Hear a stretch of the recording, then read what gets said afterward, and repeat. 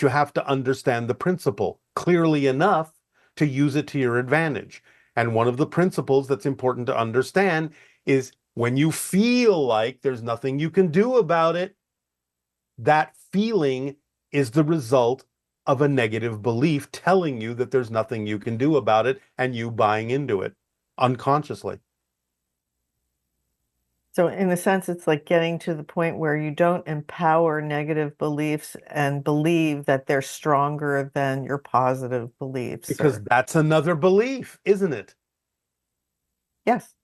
There you go. Okay, the next question is, I'm eager to know who is vocally channeling through me. This individual is saying that, and that they sense the presence of this energy around them all the time.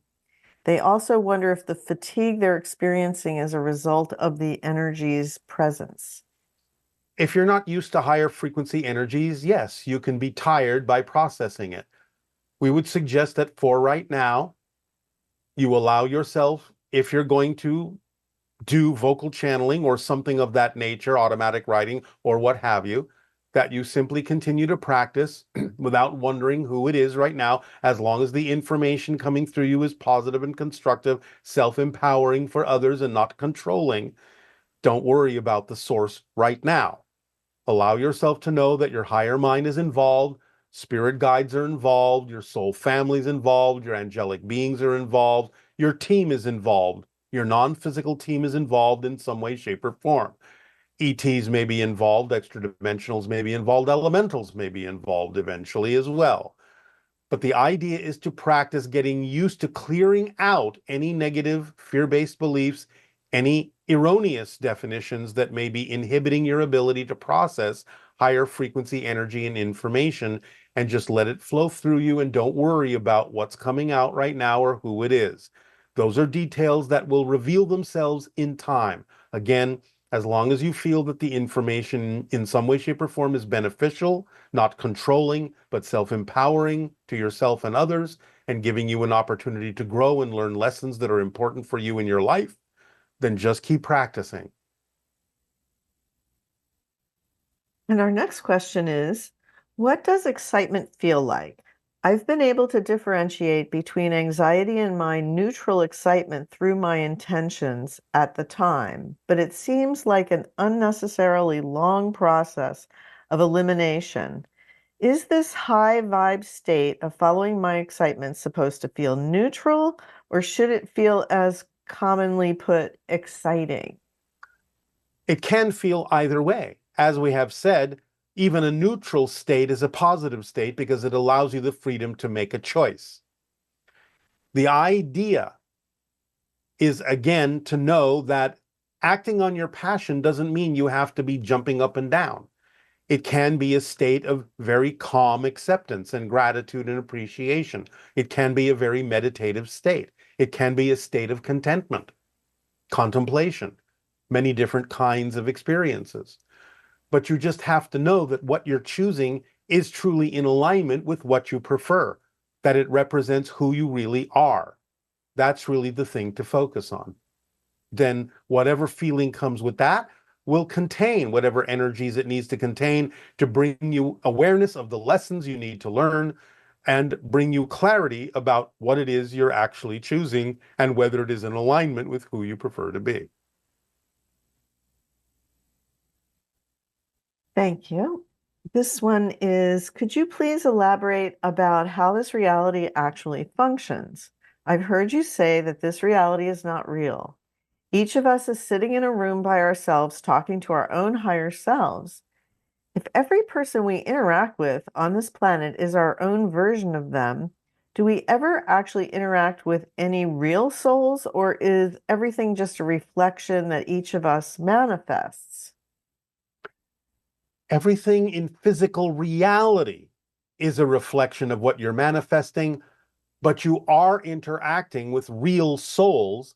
It's just that in physical reality, you are interacting with your version of them, your creation of them, in the same way that when you talk to someone over your computer or your telephone, you are interacting with an electronic representation of them. So you're still interacting with a real being, but when you see somebody on your computer screen, you're not interacting with the actual being in that moment. You're interacting with an electronic presentation, an electronic representation of them. So it's sort of like that. The idea that physical reality isn't real doesn't mean the experience isn't real, doesn't mean the connection isn't real. It's simply the methodology that we're describing about how you make that interface. We're simply saying the interface, in a sense, is one step removed, just because that's the nature of how physical reality is created. It's like you're creating a screen and receiving your version through your belief system filters of what that person represents to you, what that being represents to you, and they're doing the same with you. But you're still interacting with real beings on a higher level. It's just that you're deciding that you're going to interact with each other through this filter for the purpose of getting in touch with your belief systems and what you need to experience on your life path. That's just the way it works in physical reality because you're creating the simulation. So that's what you're doing is you're using the simulation to get a reflection of what it is you're putting out so you can use it as a guideline to figure out what you need to focus on. But you're interacting with real souls, of course. So why do people manifest things like abandonment, or being in love with someone that's not in love with them, or A all kinds of million things? different reasons. Again, case by case. Everyone has a different life path and everyone is learning different lessons. You have to take it on an individual basis. I can't give you a general answer that addresses every single case that you're bringing up. So in the sense of having the attitude to have that you're manifesting things where people aren't cooperating the way you want, or whatever the behavior is from people you care about that are is not supportive of what you prefer, what is the best way to look at that in terms of how physical reality works?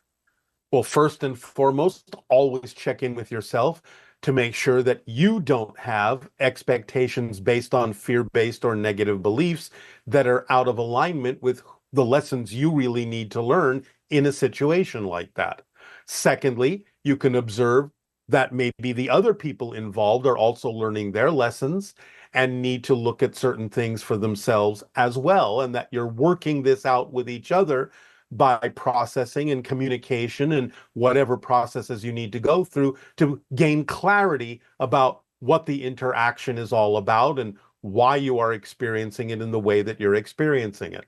But always, first and foremost, check in with yourself to make sure that you're not insisting and that your expectations are realistic and truly representative of what's going on, that are the things you need to learn for your life path. Then you can investigate, perhaps, if the other people are willing, what's going on in their life path. But always start with yourself.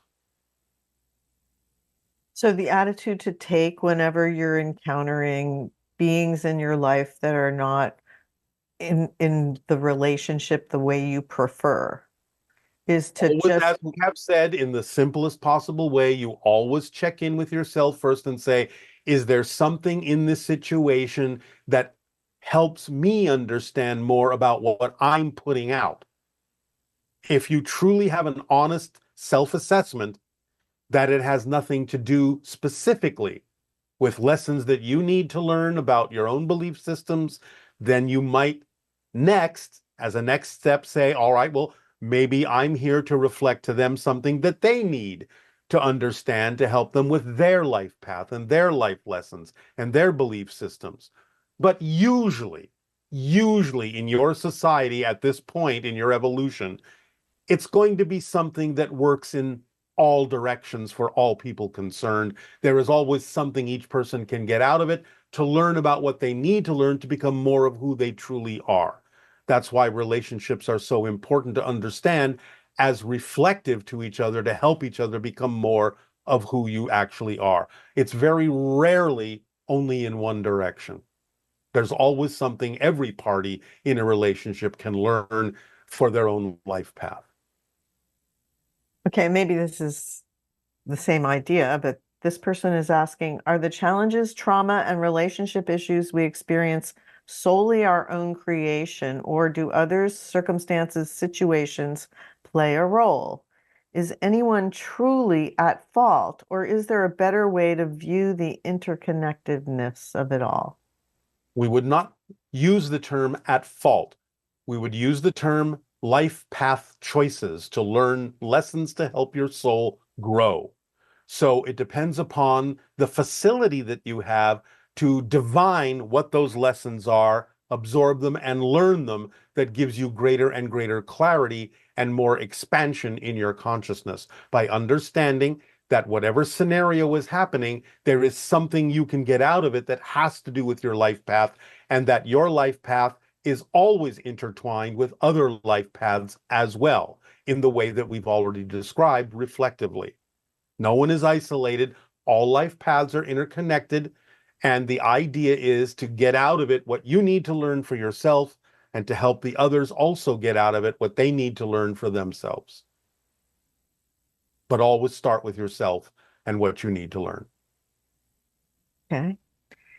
And can you please share your perspective on compassion? In this person's country, the word is primarily associated with sympathy and pity. While they've never fully resonated with that definition, they find it difficult to separate compassion from feelings of pity. How can you understand that and experience it in a way that is more aligned? Use the analogy of a parent and a child. When a child doesn't understand something yet, they haven't learned a certain lesson yet, they haven't learned how to navigate certain things in physical reality. Do you sympathize? Do you pity them? No. You have compassion that they are on a learning path. You love them no less, and you hold a space for them and teach them how to learn those things in a constructive and positive way. That's the feeling. You understand that they are on a path where they have chosen to learn certain things in a certain way. You hold a positive, loving space for them to be able to do so. That's what compassion is. You look beyond the idea of what may appear to be momentary and temporary limitations to the broader and bigger picture that they're on a path of learning certain things, and you don't pity a child for not knowing them. You have the largesse and the compassion to create a space for them in which they are invited to grow and to learn, and to see them as powerful souls that have chosen these lessons, that have chosen this life path to learn those lessons in that way. Pity is not necessary and is not involved when you have compassion for others. So think about the analogy of a loving parent and a child. That may help you. And on your level, do you experience pity at all? No. Why should we? The next question is discussing problems or issues in the world inherently negative or disempowering? Does talking about these topics give them reality, or is it more beneficial to focus on positive and trust in the perfection of things? Well, why can't you do both? Why isn't it this and that instead of this or that? It's not about avoidance. It's about constructive conversation, constructive and positive communication about the things that you think are important to change in your society. Avoiding them isn't the issue. You can focus on what you prefer, but that doesn't mean you avoid the idea that you're still part of a society that is dealing with certain issues, and that you can add your own constructive point of view that may in fact help the situation be resolved in a positive and constructive way eventually. So it's not about avoidance.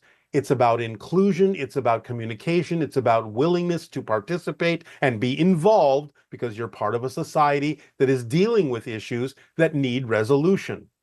But come at it from a positive and constructive point of view, knowing what is possible, knowing what is probable, knowing what could be more beneficial.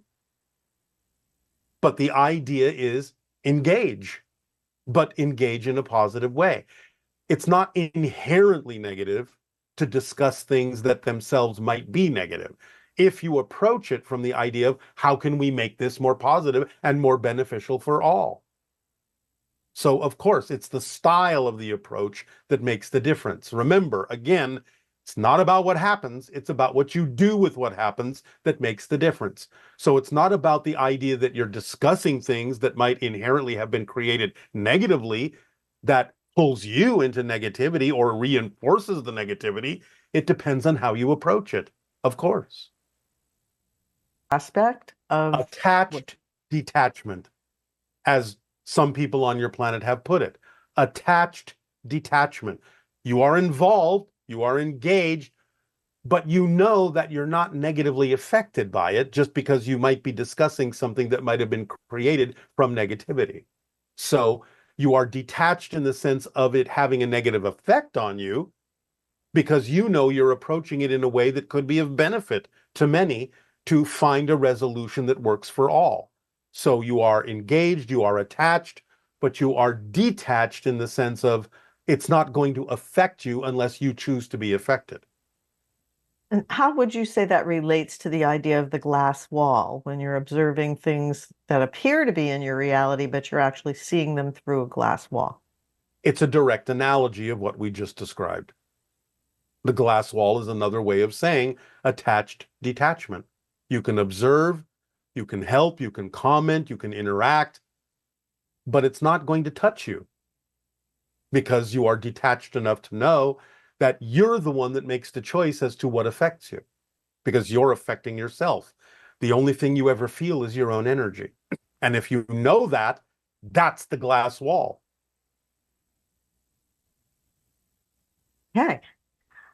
This person is asking, as a mother, what is the best way to introduce your teaching or a new perspective of truth to her children?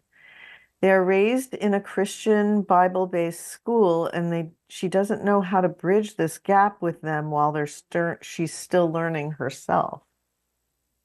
Well, again, as we have said, there are many things you can do with children that don't necessarily involve whatever kind of religion or faith they may choose to belong to or are being exposed to. And that is the idea of using your own creative imagination to create scenarios in a safe environment, simulations, if you will, where children can be taught the consequences of the choices they make because everything is interconnected. You can teach them that everything is interconnected and with your creative imagination, create analogies and, shall we say, demonstrations of this, if you are imaginative and creative enough, in a way that they can understand that every choice they make has consequences because it connects to everything else, that you're operating with whole systems, that nothing is isolated, everything's connected to everything else.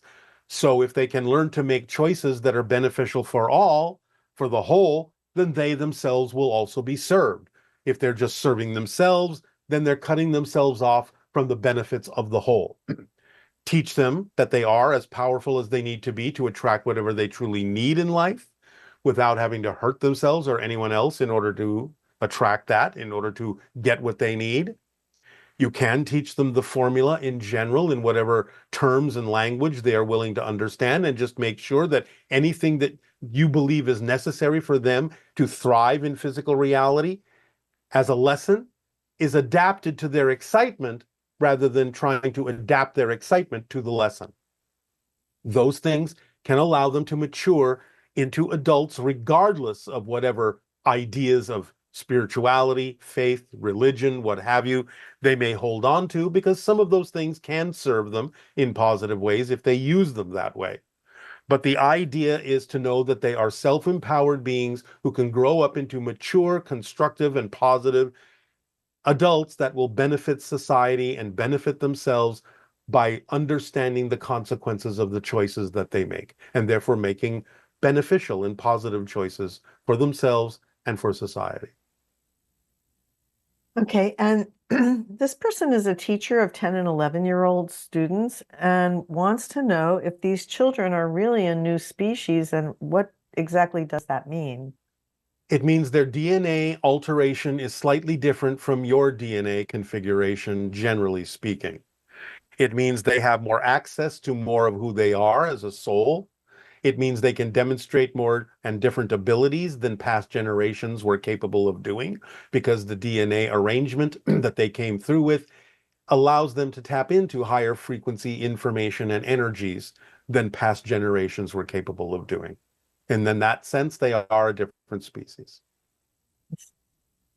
And this person is a member of a Reddit group for experiencers. And the person who leads that group is associated with Stephen Greer. And it seems very legit and conscientious.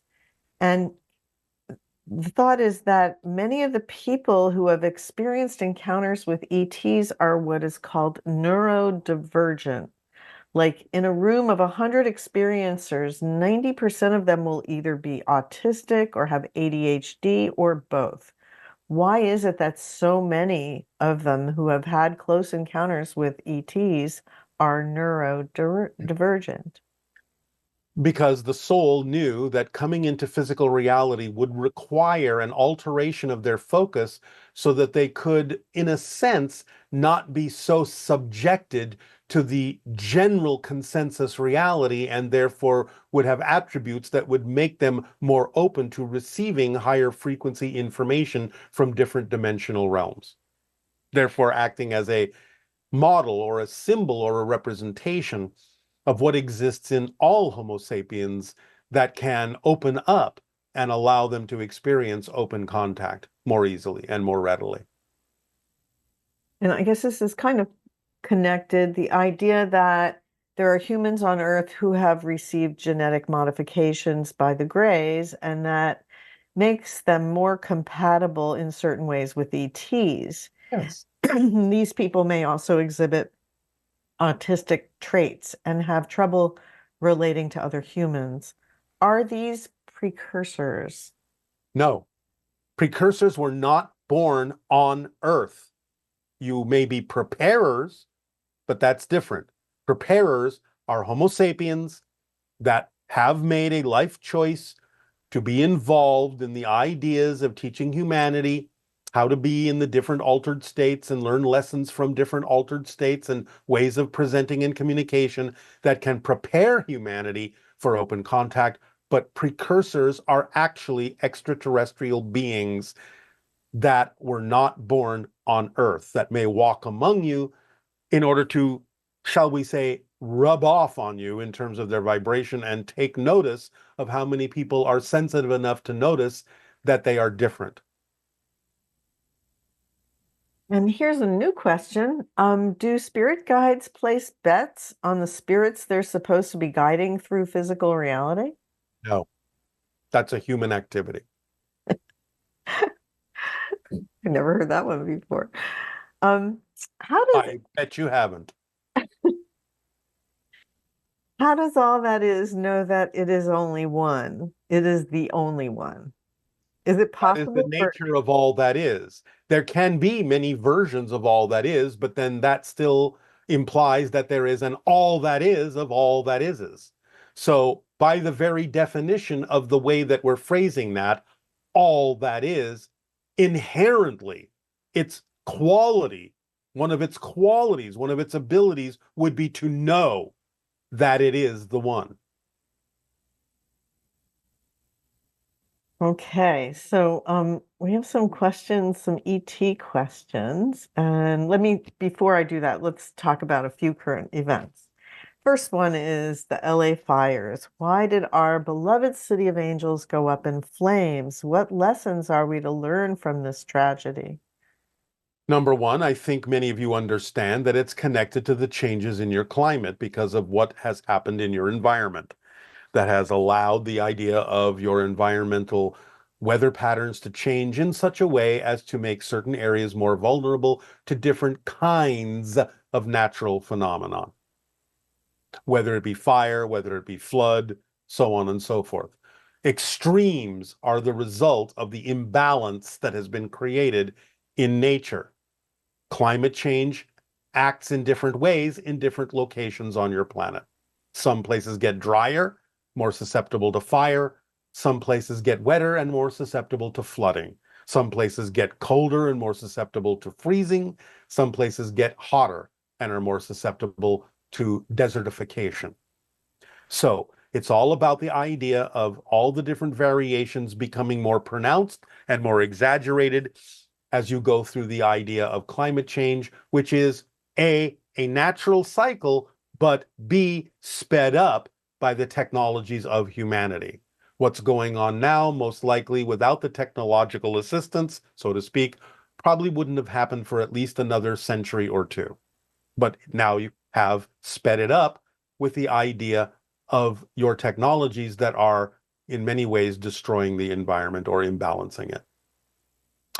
Number And also, two, number two, the idea is to, because of the new way in which you have to deal with your environment through climate change, to stop rebuilding the same way you used to. Learn new techniques, learn how to adapt. So don't just build what was there before that is easily destroyed. Adapt and build in new ways. Learn how to build with nature.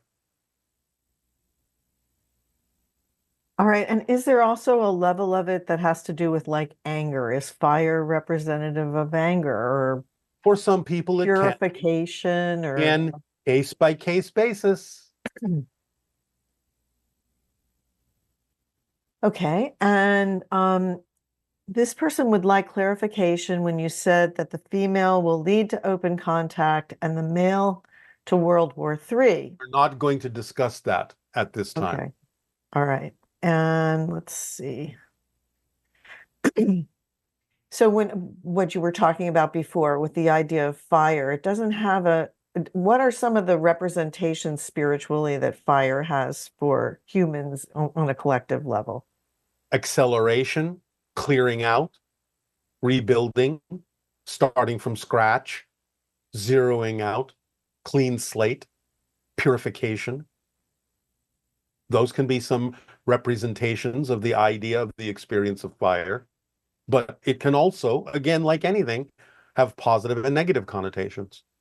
It can be that which is out of control.